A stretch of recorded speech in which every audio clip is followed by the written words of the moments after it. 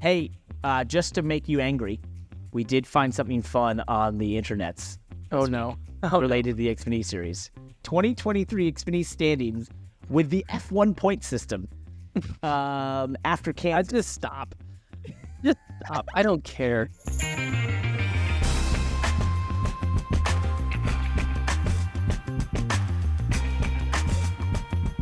Hello, welcome to the Money Lap Podcast. I'm Parker Kligerman, joined as always by Landon, Cassill. This is a way better intro than most times. Check out themoneylap.com for the Money Lap newsletter, which comes to your inbox 3 times a week for all things motorsports.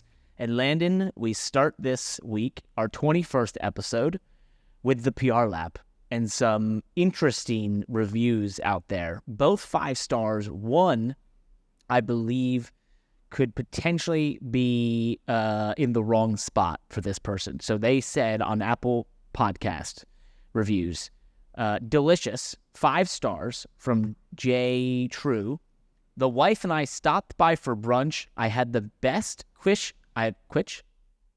Are you serious? Quiche, that's what I meant. I have ever had. And my wife had a tasty bowl of Honey Nut Cheerios. We will definitely try this again. So Parker does not know how to even read the name off of our signature menu item at the Money Lap on Sunday brunches, because J. True loved the quiche. And yes, we do have Honey Nut Cheerios at the Money Lap restaurant as well. So thanks for the review, J. True. Are we fine dining or like a diner, like a 24-hour diner? It's more of like a millennial style, brunch type place. Mimosas and Cheerios. Ooh, that sounds kind of fun. Spiked coolers there, of course. Yeah, it's probably like $75 a person. We have mushroom coffee, right? We'll get into that later. Why? We have mushroom coffee, and you can put spoiler diecast on your sandwich. And avocado toast, and it can be gluten-free. There you go. The second review out there was a little bit more on topic from Wombo Rocks. He said, but this is a good one. Yeah, this is a great one. So he said, great podcast on the road. I play this podcast on the road with my bandmates and have got them into racing thanks to the show. Wombo is a fan. My man. We're back in the music world. Who knew? Yeah, we need to check out the Wombo band. I'm assuming the band must be called Wombo, so let's check them out. Wombo Rocks. Yeah, we got Wombo Rocks. Let's see who they are. I don't know if they're like a cover band or they make original music or play in Nashville. I don't know. I gotta find out. Intro music. You can always switch up our intro music. You never know. On Spotify, Potatoes said 20 episodes. I can't wait for more to come. Amazing topics, insight, and occasionally a guest too. Flows well on the week. The amazing ad reads and segues. Keep up the amazing industry standard work. Ooh, thank you. Test Talk, for those who enjoy a more cerebral sports podcast. Ooh, we've been called cerebral, with a fair amount of goofiness, although we can't say quiche. This is the perfect mix of infotainment. Oh, I like that one. And on YouTube, Matt Sikora, great podcast, fellas. Big Parker fan. I really enjoy hearing Landon's takes on things. You two together have something great together. Love tuning in. That is very nice for everyone. Also, I did join Cameo as I promised I would at 100 Apple reviews, so we're there. We have to come up with something for you to do at 200. And before we jump into the rest of the episode, I just have to say, we have gone to the whole, the joke about podcasts where it's like everyone has a podcast and you can be a guest on my podcast and I'll go on your podcast. You know what I'm talking about? Yeah. Like the Spider-Man meme. So everyone in NASCAR has a podcast, but we've made it to one of the biggest. Denny Hamlin this week on his Actions Detrimental podcast shouted out the Money Lap, said he's a listener. So I just had to put it out there. We're willing to be guests on your podcast, Denny, if you come on our podcast. Yeah, let's promote each other's podcast. Thank you, Denny Hamlin, for the shout out. I hope that he's a listener. It sounds like he is. That also made me wonder, have I said anything super critical of Denny lately? Or did he shout us out because we both picked him to be the Cup Series champion this year? I don't know. Well, here's the thing about that. I've made it very clear, and I looked at a text I had to him back in February this year, on my way to Daytona, and I said, Denny, it's your year. It's always your year, because that's my thing. It's always his year until it isn't. And so he can do it. He can do it. Before we jump out of the PR lap, our favorite friend David Taylor made me do a cameo to you. You can check it out on Twitter. And I just want to give a quick run through of what you expect on this episode. We're going to talk all things NASCAR, of course, Truck Series, the Xfinity Series, and my make it into the playoffs. Just came from Xfinity Series Playoff Media Day today. We're going to talk the Cup Series. We're going to jump into the craziness of the IndyCar race at Laguna Seca. And, of course, in F1, they are talking about the Concord Agreement. And no, I'm not talking about the plane. This is the agreement that'll decides how much the sport gives the teams, and the discussions are starting. So we'll get into that a little bit as well. That's going to be a big one. You know, speaking of IndyCar and F1, this one gets me excited. Look no further than SpoilerDiecast.com with one of the largest inventories in stock products in the industry. You are sure to find what you're looking for. We're talking about diecast, Parker. IndyCar and F1 diecast. And if you spend $20 or more, you'll get free shipping. But that's not all, because new this week on the Money Lap, if you spend $50 or more, you'll receive a free signed Landon Cassill Voyager 1/64 scale diecast. That's the little guys, like the Hot Wheel size. It's the perfect addition to any racing fan's collection. And don't forget, SpoilerDiecast.com also has a pre-order system in place for diecast with $0 down option. So why wait? Visit SpoilerDiecast.com today and use promo code MONEYLAP for free shipping and 5% off all orders. Don't forget to spend more than $50 so you can get that LC Voyager diecast car. The little guys. It's the most aggressive offer in the space.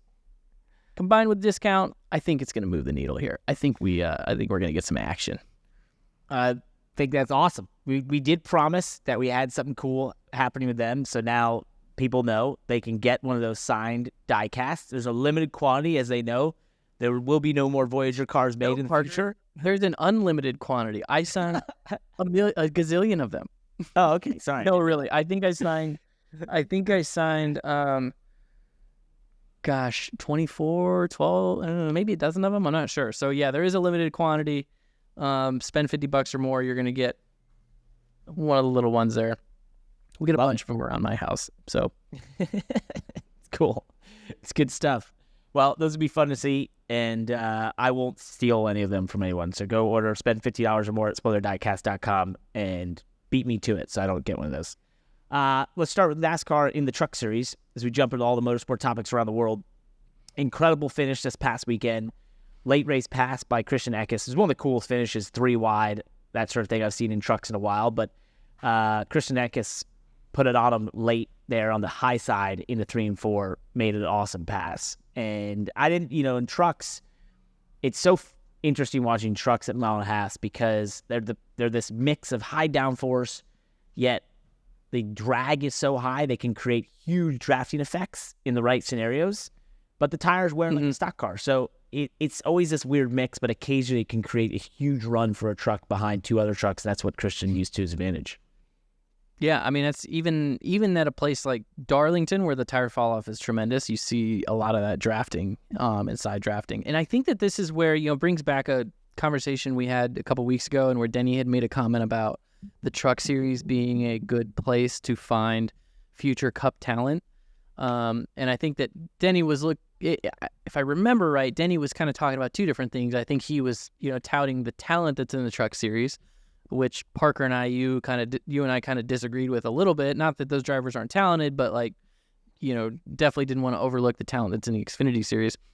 But the second reason, I think Denny was saying you could look at the Truck Series as a path to Cup is for what you saw at Kansas, which is the way that those things race, the way they can race side by side. They kind of have this seesaw effect. You do lose downforce and have loose underneath cars like a traditional stock car in an intermediate track. But with the trucks, it's a lot like a Cup car where they can run flat out sort of side by side with each other, and you need to get a draft from behind to clear someone even on an intermediate track. That finish to that truck race looked more similar to a Cup race finish than any Xfinity race looks to a Cup race at an intermediate track. So that was kind of I thought a really good example of something we had talked about a couple weeks ago. And actually, you bring up a great point, because I was having this very same discussion with Sheldon Creed, who made his Cup Series debut this past weekend in the current, next-gen car, and asked him, how hard it was and all those things. And then we somehow got to the topic of, like, Carson Hocevar, who's done a great job in some of his limited Cup starts this year. And I was like, I said this to Sheldon, and then he definitely agreed with me, which was, I was like, from my position and my understanding of all these vehicles, I think it is a way easier transition right now to go from a truck to a Cup car than from an Xfinity car to a Cup car. And because it's so vastly different, and I one of my things to point out, my examples, was Josh Berry, jumping that 42 at Michigan and, not quite having the speed right off the bat. But you look at that, and everything he does in the Xfinity car is absolutely wrong for that car. And the feel and the mentality of how you drive it, all those things is wrong. And so I felt like he had a harder task than Carson Hocevar, although the talent level, obviously, of the Cup Series and the level of the teams and that sort of thing is an enormous jump from trucks. I think purely in the driving sense, you have a far easier transition from a truck to a Cup car than you do an Xfinity car right now. Yeah, and I think, I did this last year, and I'm so glad that I ran those Cup races last year. I wouldn't trade it for the world. But I didn't get that gain, that complementary gain from Cup to Xfinity that I had in the past when I had run both. Mm-hmm. There were times last year where I was maybe a little frustrated on the Cup side, just thinking, gosh, I just wish I need to focus on this Xfinity car right now. But I'm glad I ran those Cup races, but I did notice a big difference there. The only thing is, like, I don't want to overplay the similarity between the trucks and the Cup cars, because to me, the trucks still have that traditional NASCAR Goodyear tire, big sidewall. There's a lot of those things can handle a lot of yaw. Mm-hmm. They're really forgiving. You don't drive a truck too sideways, mainly because of aero, not because of tire or grip, but because you don't drive it sideways because it'll be too draggy. Those things have to be kind of straight. But you can really lean into those things. You race a truck against the air, and using the side force, where a Cup car you don't. You're just on the tire. So that's still a very huge difference between a Cup car and a truck. But I do think the similarity is that both of them are just very stuck. And so the tactical racing, the drafting against your opponents in traffic and green, white checkers and intermediate style racing is very similar. Yep. Well said. Ryan Vargas, good kid in the Xfinity Series and Truck Series, announced that he's going to be racing in Germany in the NASCAR Euro Series to have a start over there before running the Truck Series race at Talladega in October. Kind of interesting mix to see drivers go over there and do that. I think this is something, the reason I thought this was interesting to have on here is I truly believe as NASCAR looks to make an international push, we are going to see a lot more of this, and a lot of high-profile drivers go to Germany for the Euro Series, go to the South America for those series. This is going to start happening. So pay attention to this. If you want to, some of the biggest names in the sport, I truly believe will be spending certain weeks abroad when they can, spreading NASCAR internationally. It's interesting. Yeah, and it's happened before. I mean, obviously, Maya Snyder, I think, did he run an entire season? I think he ran a full season over there. Yeah, he ran a lot, and obviously he had a lot of success. He's a top 3 caliber driver, top 3 series caliber driver, or at least a truck and Xfinity caliber driver, and saw some success in the Euro Series, and I think that was really good for him. And I've always kept my personally, I've always been open-minded to it. In fact, in 2010, I want to say, I had an opportunity to race in a NASCAR Mexico race, and I was going to do it. But at the same time, I had an opportunity to drive a Cup car, and it was just a start and park deal. But either they fell on the same weekend, or it was the timing would have worked where I couldn't have done both. and I had to choose between the NASCAR Mexico race and the Cup race. And it actually wasn't an easy choice for me because the equipment that I was going to drive in the NASCAR Mexico series was good enough equipment that I could have competed for a win. But then on the Cup side, I was, really trying to set, establish some roots in the Cup garage, and I was starting parking every week, and I was having some success with it and generating a lot of interest from team owners. So I chose to do the Cup race instead of the NASCAR Mexico race. I qualified for the race that weekend, and obviously that actually was what helped me get some of my further Cup opportunities. So I was ultimately glad that I did that. Yeah, I think you made the right choice. So the Cup Series is the top. Sometimes you just got to do it, take those ones when they come. They're not always there. That's right. And the other series in NASCAR is the Xfinity Series. This past weekend, we had our regular season finale. A bit of an interesting event for myself and my race team at Big Machine Racing because we came in there 1 point below the cut line. There was the talk all week of if we could pull it off and go beat the 98 and hold off maybe a challenge from the 9 of Brendan Jones to go win. I felt confident the whole week we could if we just did what we've been doing the last 12 weeks or so. We showed up and had good speed, got in the race, made some good restarts, got ahead of the 98, never looked back. We ended up scoring stage points at both stages. And then there was late in the race where I was running 4th or 5th, and part of this, what was interesting about this weekend, I'm gonna go down 2 paths, and then I want your opinion on these because I think you'll have great comments. So first and foremost, this was definitely the most nerve-wracking race of my life, but also in a lot of ways gave me such an appreciation for covering the Cup Series playoffs over the last few years, right? And the idea that you go into a race, most of your time in life is drive as fast as you can, get to the front, try and win the race. This one, you're doing all that, and you're trying to force yourself to do that, but you also, no matter what you do, there's this little bit in the back of your mind when you see the 98 in your mirror, you see him ahead of you, or whatever, and you're like, you kind of pay attention to what he's doing. You don't want to, you don't really care, but you do care, and it's such a weird way to race.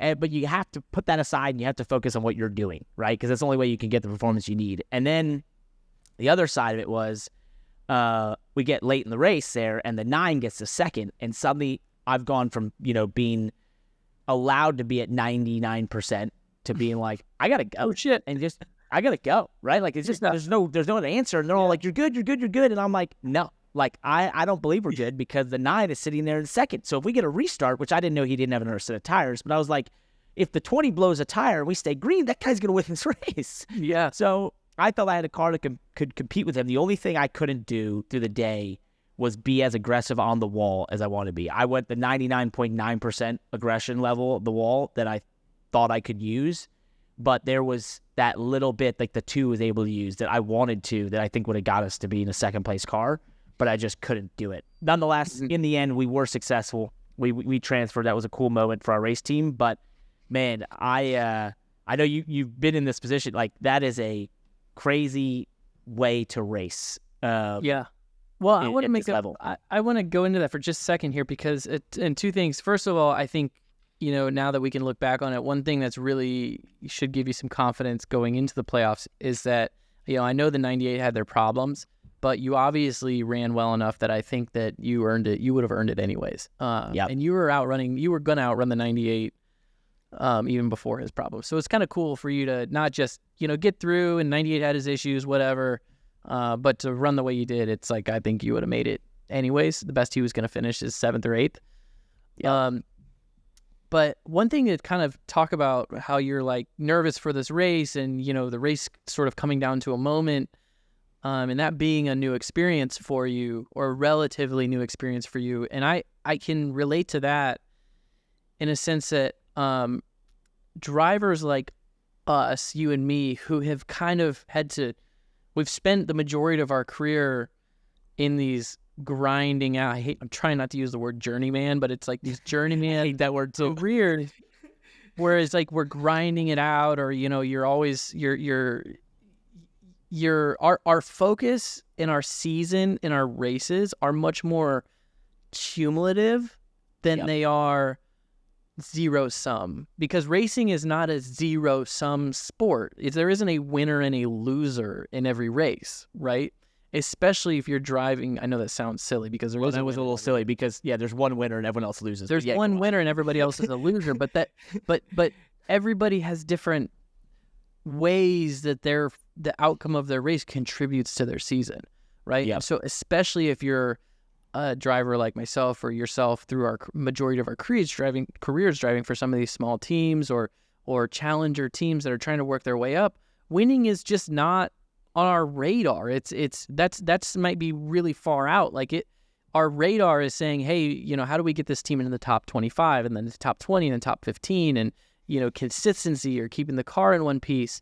So it's not too often you get in a situation where it is literally a zero-sum race. I either win by winning the race or making the playoffs, like finishing in a certain position, or if I don't, that's it. It's done, right? The situations I've been in that in my career are like when I had to race my way into Daytona, which you've been in that position. That is a zero-sum race for me, right? When I was doing it for Hillman, it's like you're either in or you're not in, and that's the real. You want to talk about bringing out some emotion, and I can imagine the emotions you went through this weekend. You talk about it being the most nerve-wracking race of your career. Those were the most nerve-wracking races in my career because it was binary if the day was good or bad, right? Where every other race of the season is not so binary. It's like, we could have a good day if we finish here. It really depends on where the other guys finish, or, it depends on how many points we score against our other people. But shoot, when you got to race your way into Daytona, it's you either made it or you didn't, right? Financially, it matters a ton, or it matters a lot if you don't. And that's what you went through this weekend with the playoffs. It's just like it was binary. Yeah. I dealt with it last year in my playoff cutoff race where it was just like, at the end of the day, it didn't even matter where you finished. There was a binary objective. I either made it or I didn't. You could have finished 29th on Saturday, and as long as the 98 car finished 33rd or whatever, you would have been thrilled, right? So it's just funny how we don't have that a lot, in our sport. We'd go through the majority of our season with this just continuous. What did I say earlier? Cumulative view of, hey, what's a good day? What's a bad day? And everything's kind of in between where it comes down to like, all right, today's the day. It's Kansas. It's cutoff race. We either made the playoffs or we don't. The good news for you is you got a couple weeks of cumulative, but you're going to be right back into that boat again where it's like. Well, I don't think of it, here's the crazy part. So I'll unpack a couple things that I think you will respect. Yeah. For my race team, first and foremost, that was the best executed race we've had all season, which was a really cool thing for me to see. And I mean that from the preparation of the race car to how we showed up on the weekend to, decisions in the race to our pit crew. Those were the best pit stops of our entire season, cumulatively. That was the best we have ranked on pit road all season. So, like, everyone brought their A game. And it was cool to see that and say, okay, if we do that, we are a top 5 competitive race car, right? Race team. So the thing with that, though, is that I said this before the race in an interview, and I was like, I can't think of a better lesson or preparation or experience for the Championship 4 than this moment we're in right now. Because to your point, it is a binary thing. Like the Championship 4, those 4 teams enter there knowing they have to do everything the best they possibly can to possibly win a championship or lose a championship, right? Mm-hmm. You have 2 results in that. You either win it or you don't. Yeah. On that single day, you've got to be perfect. And this day we were. And so I was like, what an amazing moment for our race team in that sense. And for me, like, the way I felt about our team preparing for this race and everything was we've been in this mode for 4 weeks, 5 weeks, where every race, Daytona was a race I talked about preparing for by just saying, like, this is a cutoff. You got to win it, dude. Like, make it happen, and like, that's the level of intensity you have to bring. And it's cool to see it be successful and work. I think where was I going with this? Hold on. I had a whole point to make off of this. I guess where I was heading with it was, that sort of like shows us the level and now entering the playoffs for 3 races. You say cumulative, but to me, it's like just take the same intensity we've had for the last 4.5 weeks. It doesn't change. Just keep doing what we're doing and keep it rolling. And if you do that and you have the same results, I think I saw a fan. I don't have the numbers yet. I had some people at Racing Insights, my buddies there, working on some numbers to tell us like where we've been in the last 8 to 10 weeks, but I'm pretty sure we're in the top 3 of teams in terms of results, points scored, all that stuff. And so I'm like, wait a second. Let's do that in the next 3 races and we're going to be buddy. So yeah, I mean, you have to because the amount of points that it took for you to dig out of the hole that you were in 10 weeks ago is actually the amount of points that it's going to take for you to advance to the next round. So you have to continue doing what you've been doing just from a results side of things. Did Patrick tell you that I texted him during the race? Yeah, he didn't tell me what you said, though. You didn't? He just said I texted you? Yeah. What did he say? Or did you say in our sim? No, in our sim session on Monday, he was like, "Yeah, Landon texted me." About Patrick Donahue, my crew chief, by the way, for those who don't know. You guys are doing so good. I didn't have any advice or anything. I just texted him and said, "Looks like you nailed the balance." Oh, that's right. He said that. Yeah, that's right. I forgot. I figured he would make sure to let you know that I complimented his work.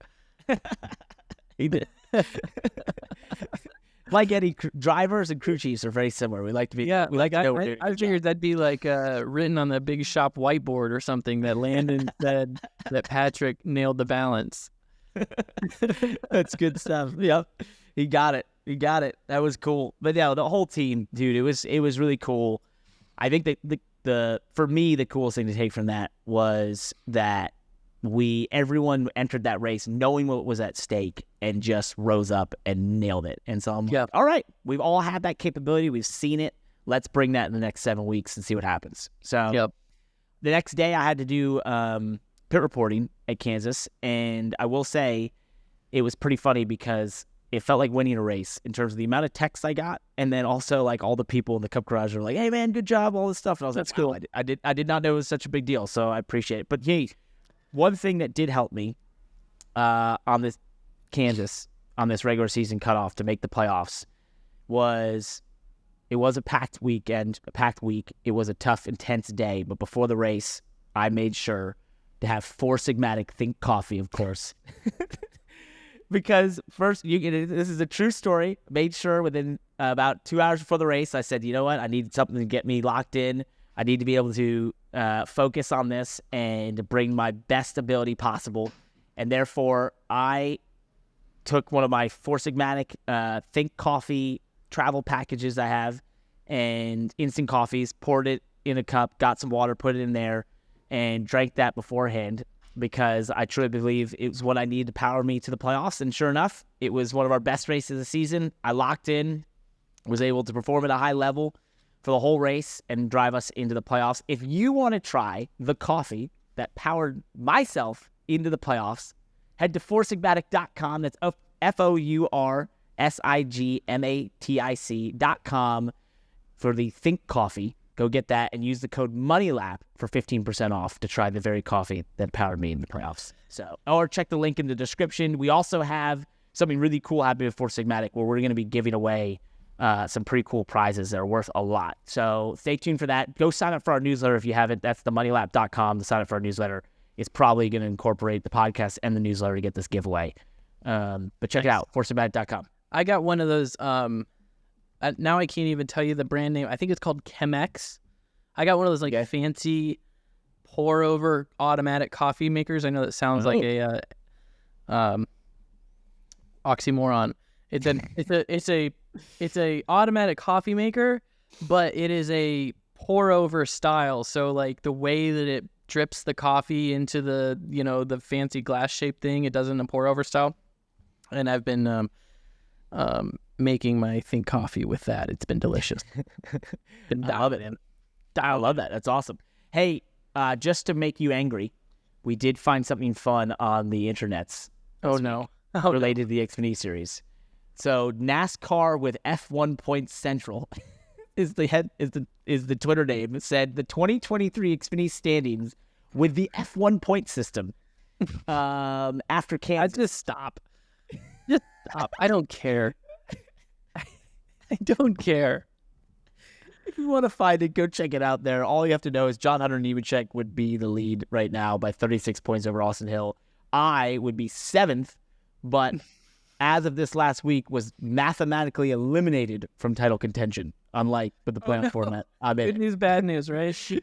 Okay, well, hopefully next week somebody can present to us the point standings as if it was a Tour de France scored, where where they reset the. I think somebody's done that before, actually, with Tour de France style standings. Yeah. Who wants to be the Peloton? I don't know. We got to move on. Don't ever bring that garbage onto the podcast again. I do find it hilarious because you did say it best. It's like, but that's not the point system. So nobody's racing to that point system. So who cares? It's not how it works. Anyway, it's frustrating. The other series racing at Kansas this weekend is the NASCAR Cup Series, by the way. Have you heard of it? The Cup race was pretty good, although, they had tire issues, which I don't know. We shouldn't say tire issues. The crew chiefs had issues with the tires. The tires were fine. Well, that is a debate. There was a bit of debate about that. It was a contentious topic as of the morning of the race. A couple of things happened, actually, in the morning that were unique. One, the 24 had an issue post-practice qualifying with the monoball in their suspension. NASCAR deemed this to be a part that they potentially felt like was a supplier issue, which this is the new thing in the next gen era, as we talked about, is the teams aren't building these parts, they're buying them from suppliers that NASCAR picks. Well, they deemed that the part potentially could have been an issue from the supplier. So they allowed all the teams to come in an hour early to the garage on Sunday and assess that area of the race car and decide if they want to change it without having to be sent to the back. So that was something new. At the same time, the 43 team of Eric Jones had a leak in their transaxle, which transaxle is essentially the gearbox in these cars. Well, I watched this sort of in real time where the team was there, the NASCAR officials were there, and they were going back and forth, then the X-Track people showed up, and I assumed they were just going to change the transaxle, start at the back. Well, once again, it seemed like NASCAR deemed it to be a part issue, really, and not a, inflicted issue for whatever reason by the team. Therefore, they were able to change it and not start the back, but they got it done very close to the time of the grid. Like, they weren't on the grid till the cars rolled, basically. It was incredible. Dave Ellens was super involved that I talked about on the broadcast. And then they went out there and had like a top 5 car, which was incredible. I don't know how they did that. So that was pretty amazing by them. So yeah, those were kind of unprecedented things. And then the tire issue was really, it wasn't isolated to one manufacturer, because we had a Chevy of the Kyle Busch have an issue in practice. The 54 of Ty Gibbs had an issue in practice. Then we get into the race. Martin Truex has a tire fail, but his tire, according to Goodyear, was from running over something. And then late in the race, we had Chris Buescher in a Ford. Thank you, Goodyear, for clarifying that. Yeah, thank you for clarifying that. They will always clarify that. We had Chris Buescher fail a tire in a Ford, and he was quite livid about it because if you look at that run, that was the longest run of the day, essentially. And, his comment to me was that, basically they were the casualty of that long run. So with that, we saw Martin Truex get knocked out. They've had a weird start to the playoffs at Darlington. So this is kind of interesting. Not to just talk here, but I'm going to go through all these interesting things. Go ahead. Yeah, have at it. It's fine. So we put your name first on the podcast anyways. Wow, geez. Did you feel, have you been harboring this frustration with that this whole time? I'm going to go sit down and take a nap while you're talking. Have you been has this been a deep, seated frustration this whole time? No. Okay, so Martin Truex Jr., the 19 team, they go to Darlington, a place that they were super fast in the spring. You expect them to do the same thing. They struggled in qualifying, then struggled in the race right around 19th or 20th. Well, it turns out what they discovered was their car was damaged, and when it got damaged, it was most likely in practice where Martin had hit the wall but didn't feel like it was anything significant to even say, like, hey, there's a problem, whatever. It turns out they did have a problem. So they raced with a damaged car for all of the Southern 500, apparently. So that was it, not a great start. Then they go into Kansas, and he immediately comes on the radio as he's falling back, and he's like, something's wrong, and then he blows the right rear tire. Game over, done day. This is not a good start for the guy who won the regular season championship and pretty much was a favorite coming in there. Yeah, I mean, and his teammate who we've picked to be the champion, Denny Hamlin, is obviously proving that the equipment is there with Toyota and JGR. But that's really interesting. As far as the tire issues are concerned, I guess what I was what I was saying, or my comment, I guess, maybe a little uneducated, so I'll take that. But it just seems like with this next gen car, that tire, it's a good tire. Goodyear's done a great job, but it can fail if you're too hard on it. Yep. And so it does seem like when we go to some of these racetracks where, particularly an intermediate track, where the teams benefit the most from getting the car low, staying low, taking advantage of the back of the car being on the diffuser, and staying there, not, having a lot of oscillation in the back of the car, which means they got to run really stiff springs back there, or maybe have the car run up against the bottoming out of the shock. That can just result in a lot of abuse on that tire. Yeah. And it doesn't happen the same to everybody because a lot of it has to do with how the driver drives the car when the tire is low on air and it's brand new too. It's not like it just happens all the time. The driver can put, or the team can put brand new tires in the car, left rear tires really, really low on air, and if they abuse that tire in lap 1, 2, 3, that's where the damage is done. You may not see it until lap 30 of a run. But that damage a lot of times can be done really early in the run. So it just seems like with this next gen car, there's a fine line there, and it seems like we go weeks without seeing an issue, and then all of a sudden you go to a racetrack and 3 or 4 or 5 teams have tire issues. And in my opinion, I think it seems like Goodyear's been pretty consistent with the tire. It's the teams, they might kind of go over the edge. Mm-hmm. I think what was interesting to me during this race, being on pit road covering it, was listening to some of the Hendrick teams, especially the 9. They were really worried before the race about the tire issues. They would constantly tell Chase to, take care of the right rear. Don't lean on it too hard. Don't lean on the right rear too hard. And what was interesting was all the teams were struggling with the idea that the cars were building looser. So as the run went on, they were building to a looser condition. So much so that we played it on the broadcast. The 11 team, Chris Gabehart, came on the radio and said, hey, to Denny, the line you're running in 3 and 4 on the bottom, where it's obviously putting more load on the front tires, think about using that when you're trying to avoid the car getting too loose late in the run. And because everyone was struggling with the cars building too loose throughout the runs. So to your point, 1, it's how you treat it at the beginning. 2, if your car, if you're abusing that right rear tire and it's building looser and looser and you're just constantly sliding it and leaning on that right rear, that's where issues can develop. And I think that's normal. That's race cars. That's race cars on a racetrack. Yeah, I mean, that's what we love about race cars, and stock cars in particular, is having tires that are sensitive to that type of stuff. I ran the Cup race last year at Kansas and had the same experience. My car was building loose, but what was interesting about it was I had found some speed. We've talked about it on this podcast. Actually, no, I talked to Corey LaJoy a couple weeks ago about just the theory of driving the next gen car and what that car likes and looks for. And one of the biggest things that stood out to me about the next gen car is that car likes a lot of lateral. It wants lateral load. It wants big radius circle. So, as a driver on an oval track, you want to make a big radius circle with that car. You're not really pointing the car into the corner and making a tight radius.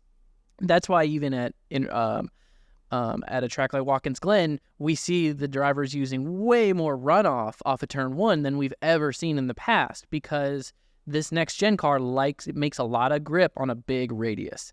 Well, for me at Kansas last year, I was finding that it was worth, for the first 15, 20 laps of a run on tires, it was worth several tenths for me of a second a lap for me to really start my entry down the backstretch early with feeling like I'm turning the car and getting some load in the tires.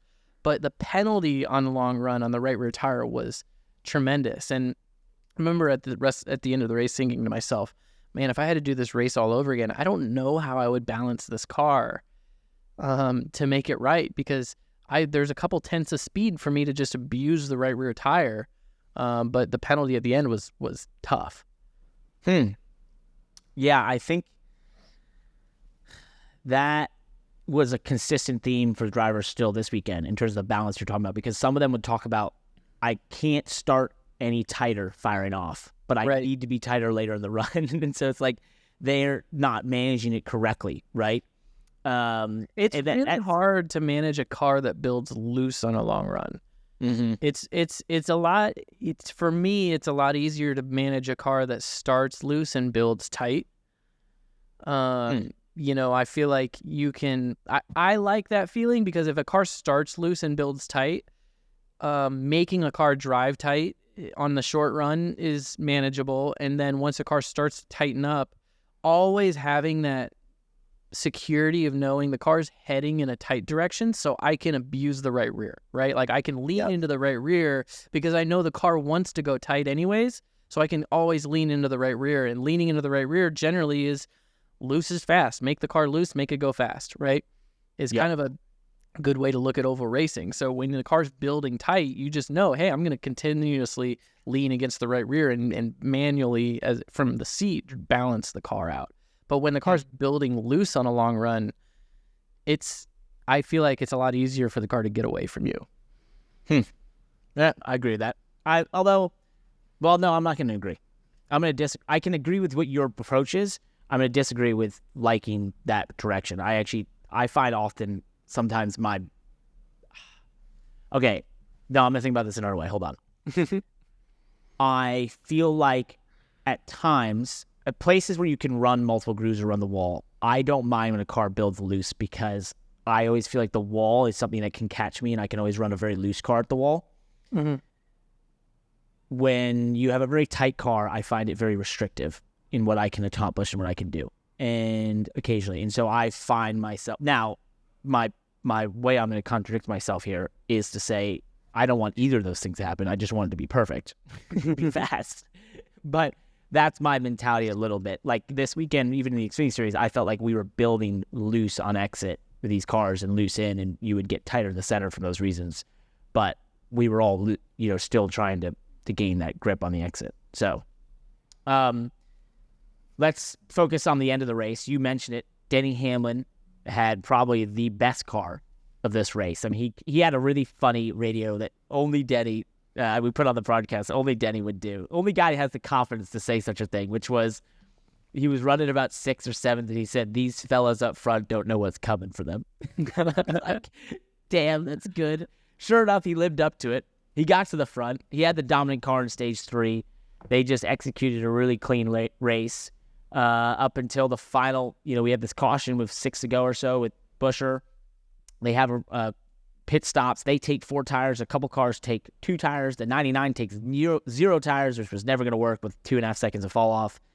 And he restarts laying back, trying to hold the 5 from laying back too much. Doesn't get the restart he needed, and lets the 45 go on to win the race. Once again, 23:11 is just insane at Kansas for some reason. I don't know what Michael Jordan had to do with Kansas or whatever, but they got it. But Denny loses the race, which was, I think, he was pretty frustrated with, but he knew why, right? And the other thing I want to point out, just on the driving side, Denny has a very unique line at Kansas. When, popular convention tells you that running on the wall creates a lot of speed, if you watch, he does everything he can to make speed off the wall. And his most specific line is about a car width off the wall, using the seam between the 2 banking angles to get the car to turn. And he is focused on it. It won him the race in the spring when he beat Larson doing that. Mm-hmm. And then today, this weekend, he was winning that race using that line. The 45 was trying to run the wall, had nothing for him. Yeah. Interesting. You know what I want to equate that to? I've particularly Kansas. I think this is a perfect example. I'm glad you pointed that out, because I wasn't even thinking of it, but I've thought of this in the past. It's actually, I think it might be in my driver notes in Kansas. I equate that to, if there's anybody listening that's a golfer, I equate that to a big golf mentality that's out there. You hear about it, golf advice, that if you're 150 yards out from the green or farther, that you should just aim for the middle of the green. Don't even look for the flag, because your odds of landing on the green, if you just try to hit the whole green, are way higher than if you aim for the flag and a flag's off center or whatever, your miss percentage-wise is going to put you off the green more often than if you just try to go for the middle of the green. Trying to bring that back to Kansas, if you are trying to run the fence at Kansas, yes, a perfect lap running the fence is hands down 2 to 3 tenths faster than running a lane off the wall. But your accuracy and success rate of running the fence and setting the car up successfully balanced to run the fence, the accuracy that it takes to do that is so difficult that if you approach every intermediate race, and there's only a few intermediate race tracks that we run the fence anymore, right? Yeah. Yep. Homestead, Kansas, kind of not Charlotte really. I mean, at times, Vegas a little bit, but you really don't set up for it. You don't even try to set up for it. Darlington, kind of. You could say, hey, you could set up for running the fence. I mean, there's only 3. Yep. So the odds of actually going to a race weekend with 20 minutes of practice, balancing your car perfectly for running the fence, and then executing on that to get those 2 or 3 tenths, it's a low percentage. To me, it's a low percentage strategy. Mm-hmm. Where if you're saying that Denny has an obvious strategy that he just is not even going to worry about running the fence. He's going to balance his car for running one lane off the wall. He's not even going to worry about it. He's going to completely take going for the pin out of play, and he's just trying to hit the green. He's on average is going to end up better off than a guy that's going for the fence. Makes sense. I agree with that. And I'm not going to disagree with you this time. I'm just going to agree with you. That doesn't mean that a Kyle Larson Tyler Reddick won the race. He didn't win the race because he was ripping the fence better than anybody else. But, he did win the race on a final restart. But it doesn't mean that the Kyle Larsons or these guys that prioritize running the fence, it doesn't mean that those guys don't go and win one of those races every once in a while. But on average, I just wonder if a guy like Denny who just says, okay, I'm not going to do it. I'm going to run a half a lane off the wall. If his productivity metric, whatever that is higher on average than the rest of those guys. If that metric exists, I guarantee you he and Gabe Hart have come up with it because they are the most analytical duo in all of NASCAR. I'm convinced of that. And they focus on that stuff. And I can tell you that line came from a pretty simple thought process, similar to your golf analogy, which is they said, if everyone's on the wall, how do you pass? Yeah. And so it was like, what if we could make somewhere else work on this track? And that's what they did, and they've used it to good effect. Unfortunately, it didn't get them the win, but they were darn close and probably the best car. So good on them. Before we exit the Cup Series and head into the land of open wheel, just some news that came out this week. Stage breaks are returning for road courses, starting with the Roval. I see you shaking your head. I know. So here's the thing. I'm going to say my statement here, and then I'm going to let you run with what you want to say about this, because I know you're a bit of a purist on this. And I am privy to some conversations within the media side of this sport that led me to believe that this was happening pretty quickly after we had some no caution races. Remember, these races are run to a certain time, estimated time, that as a sport that is, funded mostly by media rights. There's a certain amount of time they expect that event to be happening. When the races are missing that mark by massive percentages because of a change in the rules, that's normally not going to be a good thing for anyone. Secondly, at the end of the day, this sport is here for entertainment. If someone buys a ticket or watches on TV and feels like the product has been lessened by a change in rules, then I think it's the sport's best move to look at how to improve that. Hold on. Before it be changed, because, and Landon's giving me a weird face, it was changed on the idea of trying to become maybe a little bit more fair, right? Or be a little bit more pure. If that's not the path and it doesn't equal the same level of entertainment, then why are you doing it? So with that, I know I supported no stage caution. I personally, as a driver, enjoyed that. I thought it was fun. I like the idea of green flag races, and I enjoyed doing these races where we ran through the stage and it wasn't just a break. You just kept going. I thought that was cool, and I liked the strategy. But I get from the entertainment side that, maybe it wasn't the best, but I also am going to say if the stages did an amazing thing for the media side of the sport to have have breaks in the action that they could do commercials, that sort of thing. Just remember that. So that's why they were the other side of them that was really important for the sport was that. So first of all, you had me at hello on the whole NBC. I didn't say NBC. You didn't say NBC. You didn't say NBC. I'm sorry. You the whole media conversations, time slot window, how we're funded commercials, and to be honest with you, that's discussing that to me is more interesting, or I would hope, I'm assuming is more interesting for our listeners than just my reaction, because we talk about not being a reaction show or things like that. I like the stage. I don't like the stage cautions, but for purity reasons, and I love long runs and road courses with strategy and whatnot. I think it's interesting to talk about the reason why, the time slot windows and the reason why we need the races to be 3 hours long on TV, because that's what funds our sport. That's the TV window that was purchased.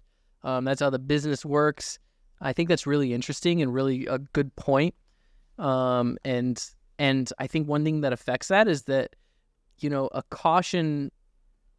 cautions on a road course aren't a straightforward thing. A caution can last 15 minutes. It could last 45 minutes, right? So it's difficult to say, hey, we get rid of cautions altogether, or not. I want to say it's not that we got rid of cautions. We get rid of stage breaks altogether, but then you have a race that doesn't have any natural cautions. Well, the race in Indy was only 2 hours long, right?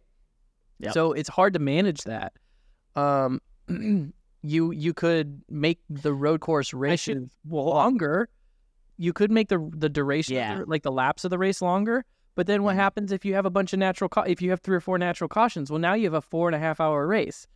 So or a red flag or something like that. So, the NASCAR is really good at knowing how long their races are. They're not stupid. These guys know what they're doing.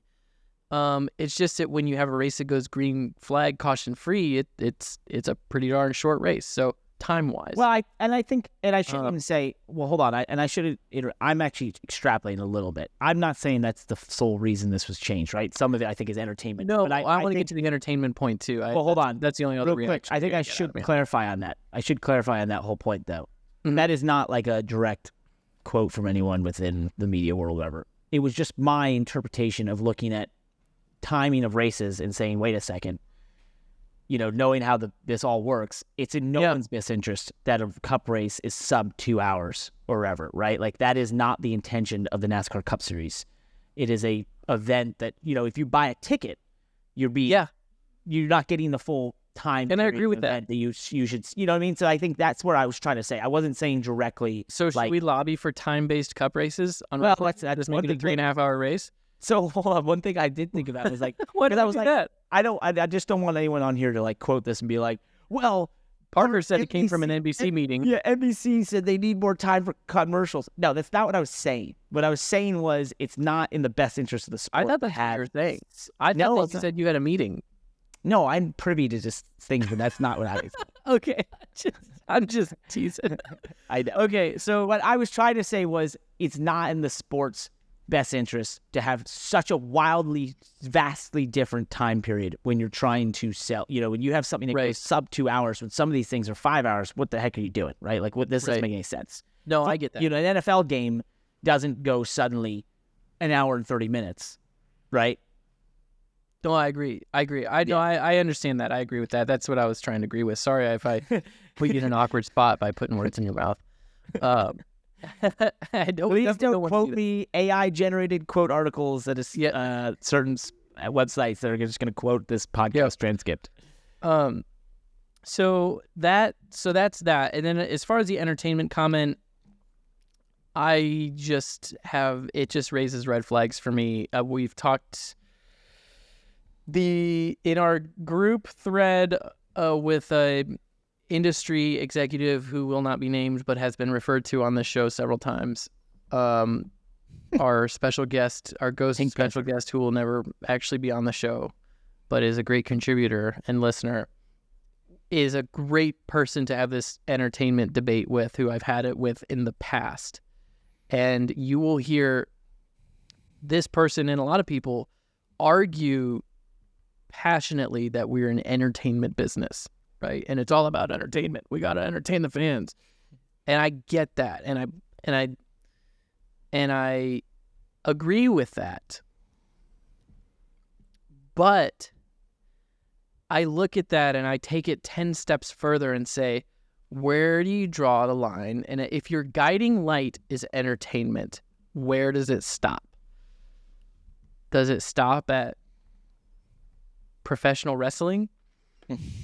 Does it stop at, you know what I mean? Like, where does it stop? I don't know.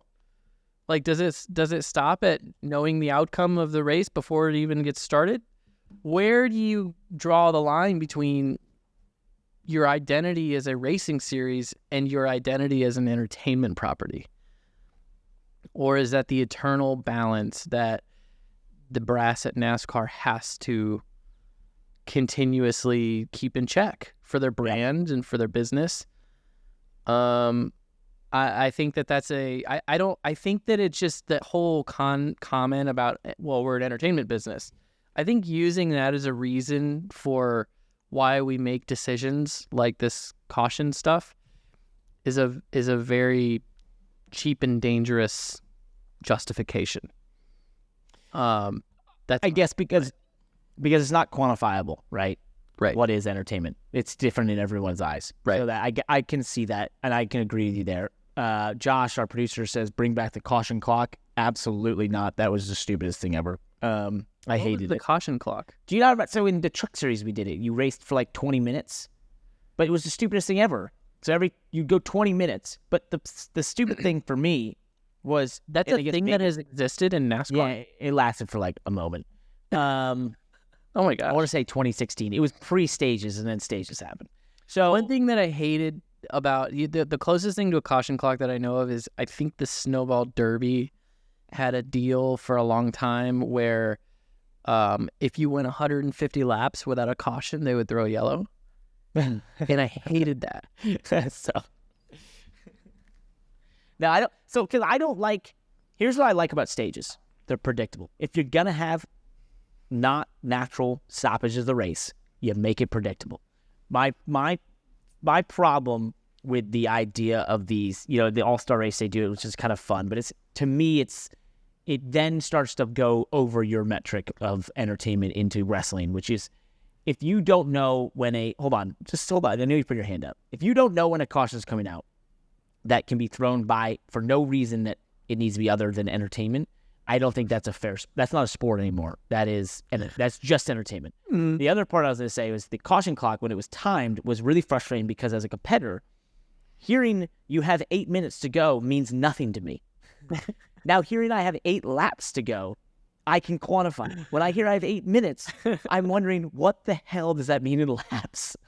So it was so frustrating. The teams would be like, you have roughly 7 laps to go. Like, okay, do we have 7 laps or are we not 7 laps? When you talk about like the predictability of scheduled cautions and things like that, when you say it like that, it does make you realize that doing them in terms of scheduled, like a stage break, is the fairest way of trying to schedule in a caution. Yes. So I can understand. I have an appreciation for it all. I'm not trying to be like too binary on it all. I have a suggestion. Here's what we should do, and then let's move on.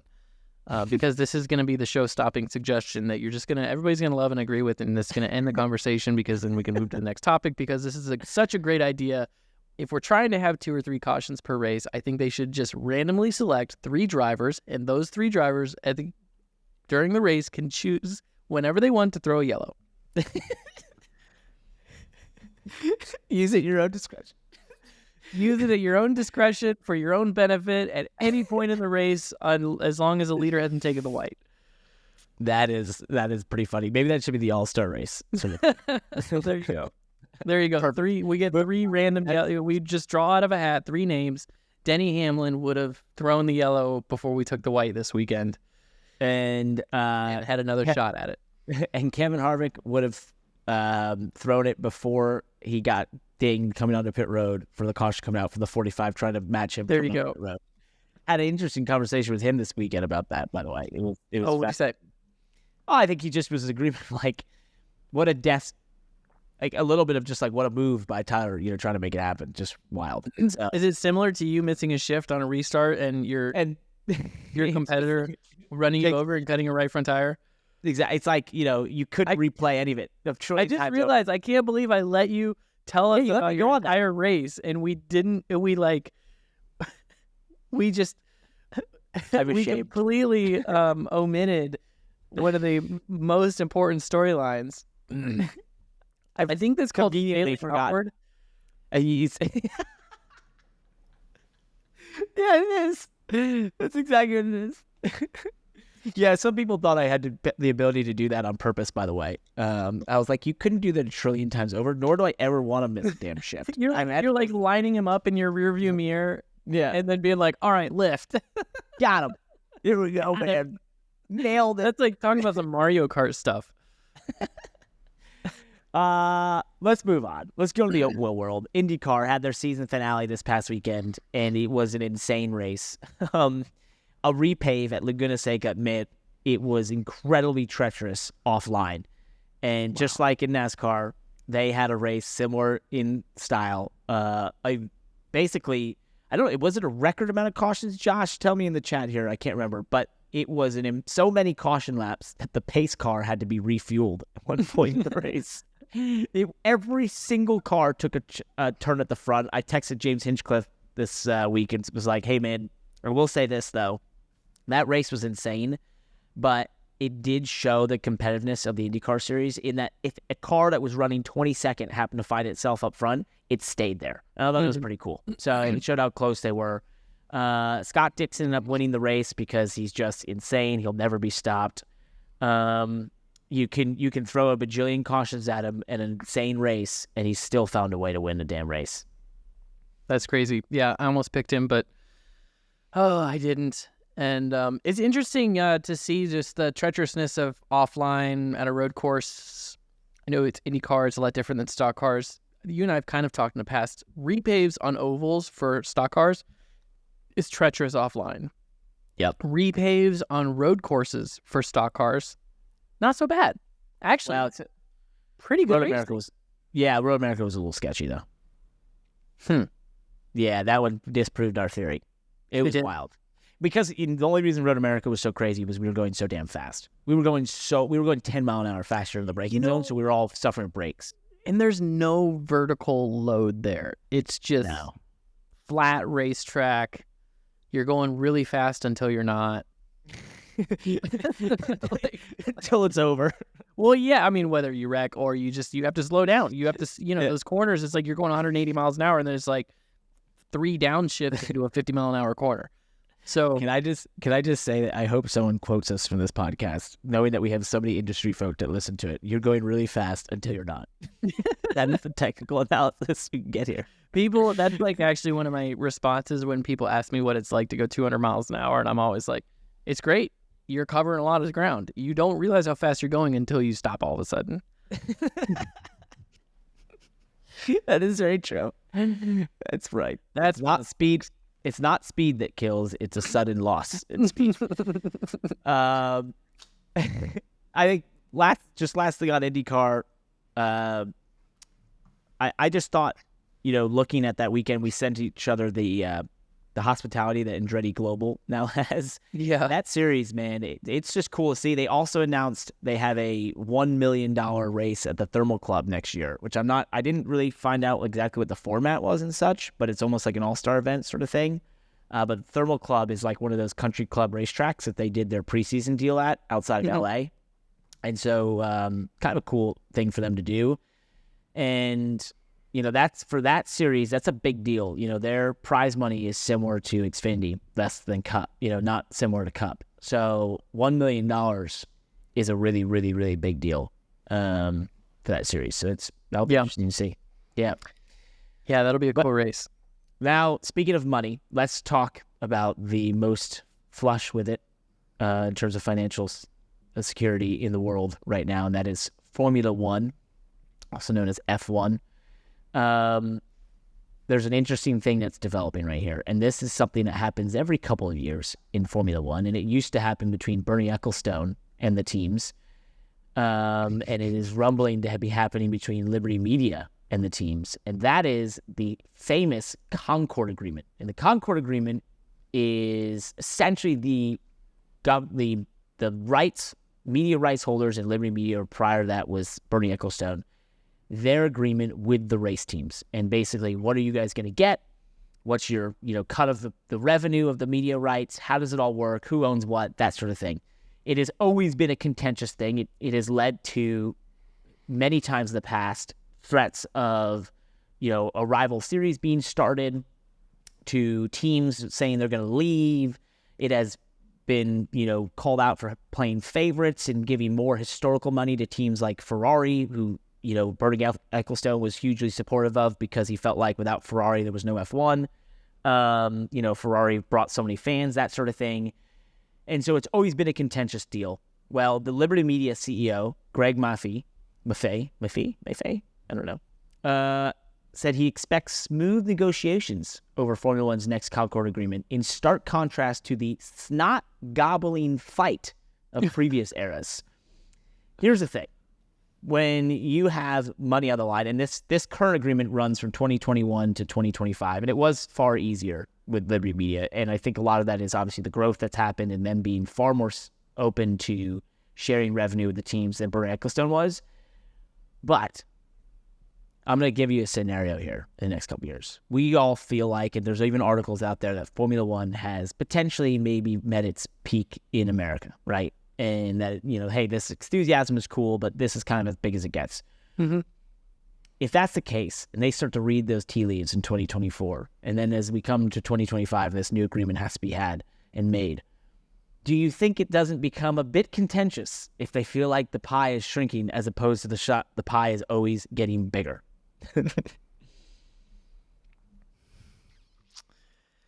I don't know. I feel like the only comparison I really have is what's going on in NASCAR. Mm-hmm. And the team owners in NASCAR won a bigger piece of the pie. Just plain and simple. Like, whether the pie is getting bigger, the pie is getting smaller, I feel like the team owners are going to constantly be trying to get a bigger piece of the pie, as they should. Yep. Yeah. So they do, so just to go a little further, they do have quotes in this article out there that they believe the revenue pie will continue to increase. And that means they can get a pretty much similar agreement to what they have now. But I'm just saying, if it's not the there's not the tailwinds they believe there is now, I would never suspect those agreements to go down smoothly. Just saying. So we'll see. Good luck. Usually when there's money flowing around, that's where the fights get ugly. Wouldn't you say? Well, I think it's when the pie has either shrunk or there's obviously the pie is so weighted to one side, right? In terms of how it's being split. Mm-hmm. I think they probably have a pretty equitable split right now, but what I wonder is if for whatever reason there's a feeling that the pie isn't growing at the same rate or has, stagnated. That's where I find things can get contentious. So what's the timeline here? I'm learning more about this. Basically this one goes through 25, but they're talking about, early talks in 24 starting. So in the next year, we're going to learn more about it. Yeah, we're going to learn more. It's going to come up more. Trust me. I just knew it. It's the Concord Agreement has never, yes, it was a little easier to Liberty Media, but it has never been, it's one of the most contentious two words in all of motorsport and definitely in F1. So do you think Liberty Media will bring, so do you think Liberty Media would bring Bernie in as a consultant to Absolutely. Negotiate this? He was at the beginning, but I don't think so anymore. So yeah, that will be an interesting book. Something you could find interesting because you were a pretty avid golfer at times in your career Lando Norris has admitted to struggling with back issues that have been aggravated by the current F1 cars in terms of how much they're bouncing and that sort of stuff, and that he's been in constant pain last season, and he's working through different ways to, alleviate that pain. And one of the things is possibly having to do less golf to help his back. Golf is hard on your back. Yeah. So less golf, more yoga. I think that's basically what he's doing, more stretching and less golf. And the team basically said, we know he might have to adapt some things in terms of his lifestyle, which must be very, very painful for such a passionate golf player. So they're envious. They're sympathetic to his golf game, which they don't pay. Quite a gamer, and I wonder if the game, when I spent all that time in the simulator, not just in the gaming, but in the simulator, like all those extra hours in the big sims, the manufacturer sims, I could feel my body change. This is during a time in my life where I've transitioned out of my 20s and into my 30s, so there's some stuff going on there. Lando's about a decade behind me in age, but I could see, there's a lot of challenges there. I could see where those cars are tough on a body, so hate to see them with issues that young. It is tough. I mean, the only other thing I found interesting about it is that race car drivers, no matter what kind of cars you drive, back issues seem to be a common trend. I hurt my back in USAC midgets. It's always been an issue at times. Actually, although through some good physio stuff and then focusing on my seat stuff and really learning what my body wanted, I've stopped it. But I always see race car drivers and older race car drivers really struggle with their back. So so I've been fortunate. Tough on you.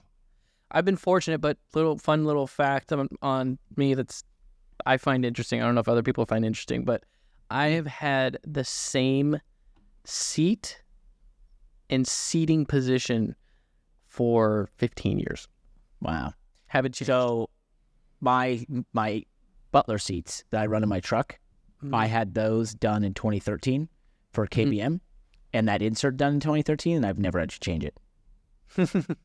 But as carbon seats, all the different carbon seats, I've had to find, what workarounds, and then I found the one I'm in now. Yeah, I locked in carbon seats 15 years ago when I was at Hendrick, and then I bought the carbon seats. I've owned the carbon seats. I've got a good relationship with Hendrick. They've helped upgrade me over the years to the newer editions. And in fact, the carbon seats that I own are the most popular ones, the ones that everybody tries to get. The carbon seats that Hendrick makes, there's just a bunch of versions of them. But there's one version in particular that's a really hard to get one. Unfortunately, I am the owner of several of those. You got them. And nobody's getting them from me because I haven't changed my seating position in 15 years. So I ain't planning on changing any carbon seats or seating positions. I discovered I run the same one as Noah Gragson basically at the beginning of the year. So, and I think it's the same one Chase Elliott runs, and a couple of us run the same seat version. So, last thing in the Formula One world, Mercedes put it out there this week that they've discovered they're going to need half a second to catch Red Bull in 2024. Hey, just so you know. When did they discover that? Because we did this about 7 months ago for you. Right. We've been keeping track of it, and you're right. It's a half a second. It's a half a second. You're going to need to find it. It's been a half a second for all season. Glad you came to that conclusion. You can pay us next time here on the Money Lap for all your consistency needs in Formula One. Pay their engineers, but we didn't. I can watch it on ESPN and know that you guys need a half a second. All right, love it. Well, that's it. All our big topics. Before we go, I guess my question to you is, Well, okay, hold on. Let me back up for a second. Here's my plan in the playoffs. People want to know, jumping into my first ever playoff campaign, and it's really quite simple. Keep doing exactly what we've been doing for about the last 10 weeks, 12 weeks. And if we do that, we are going to be just fine in this first round. But you have a lot of experience in this stuff. Do you have any other words of wisdom or things to think about as we enter these playoffs? Keep doing what you're doing. You've been attacking every week. I love it. Keep it up. Don't tighten your car up at Bristol in practice. Perfect. I appreciate it. That's good advice. I love it. On that note, that will be the advice to all of the listeners out there. Do not tighten your car up at Bristol in practice. We'll talk to you later. Hey, before you go, please like and subscribe to this YouTube channel. Also, click the bell icon below to be alerted to our latest videos. We also request that you let us know every single thing that we did wrong in this video or prior ones in the comment section below. We might just go through and answer them, or you'll make it in the next episode of the podcast or our next video. Also, subscribe on your favorite listening platform to be able to listen to this podcast on the go. And subscribe to our newsletter at themoneylap.com to get the best 5 minutes in motorsports delivered directly to your email inbox every Tuesday and Thursday. Thanks for watching.